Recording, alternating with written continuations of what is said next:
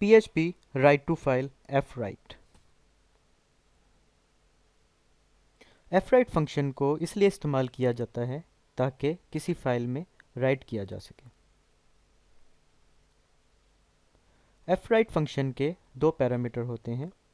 इसके पहले पैरामीटर में उस फाइल का नाम दिया जाता है जिसमें हम कुछ राइट करना चाहते हैं, और दूसरे पैरामीटर में वो स्ट्रिंग दी जाती है जो स्ट्रिंग हम फाइल में राइट करना चाहते हैं।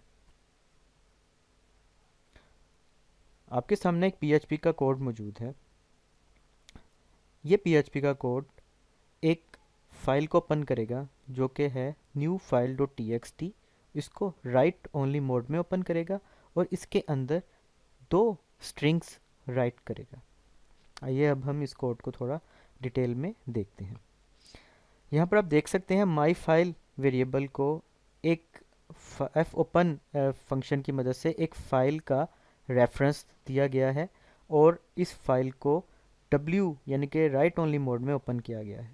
इसके बाद एक वेरिएबल लिया गया है टेक्स्ट, और इस टेक्स्ट वेरिएबल में हमने एक स्ट्रिंग रखवा दी जो कि है जॉन DOE या जॉन डो। इसके बाद हमने fwrite फंक्शन यूज़ किया, और इस fwrite फंक्शन को जो पहली वैल्यू हमने पास की वो थी उस फाइल का नाम जिसमें हम कुछ राइट करना चाहते हैं, जिसको ये माई फाइल वेरिएबल पॉइंट कर रहा है। और इसके बाद वो स्ट्रिंग जो हम इस माई फाइल वेरिएबल के अंदर लिखवाना चाहते हैं जो कि है जॉन डो, जिसको txt वेरिएबल पॉइंट कर रहा है। इसके बाद एक और वेरिएबल हमने इसी वेरिएबल txt में हमने इस दफ़ा वैल्यू चेंज कर दी और रखवा दिया जेन डो। और इसके बाद fwrite का फंक्शन दोबारा यूज़ किया और माई फाइल जो कि न्यू फाइल डॉट txt है इसके, और इसको राइट मोड में ओपन किया गया। इसके अंदर दोबारा से हमने txt रखवा दिया जो कि इस दफ़ा है जेन डो। यहाँ पर ऊपर देख सकते हैं जॉन डो के बाद एक स्पेस है, इसी तरह जेन डो के बाद स्पेस है। इस तरह हमने fwrite फंक्शन की मदद से दो दफ़ा माई फाइल जिस फाइल को पॉइंट कर रहा है वेरिएबल जो कि है न्यू फाइल डॉट txt, इसके अंदर हमने दो स्ट्रिंग्स प्रिंट करवा दी। इसके बाद ये काम करवाने के बाद हमने fclose फंक्शन की मदद से फाइल को क्लोज कर दिया। आइए अब हम ज़रा इस एग्जांपल को एक्सप्लेन मज़ीद करते हैं कि ये क्या करेगा। ये एग्जांपल, ये कोड जो हमने पीछे देखा, ये code new file dot txt को राइट ओनली मोड पे ओपन करेगा और इसमें दो दफ़ा स्ट्रिंग्स को प्रिंट करेगा। पहली दफ़ा हमने स्ट्रिंग में रखवाया जो कि स्ट्रिंग थी, जो कि वेरिएबल था txt। इसमें जो स्ट्रिंग हमने रखवाई वो थी जॉन डो, और सेकंड टाइम दूसरी दफ़ा हमने इस txt में रखवाया जेन डो, और इसको हमने फाइल में राइट करवा दिया। ये काम करवाने के बाद हमने fclose फंक्शन की मदद से फाइल क्लोज कर दिया।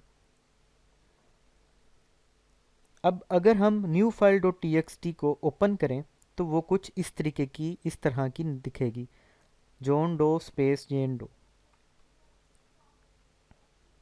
PHP overwriting.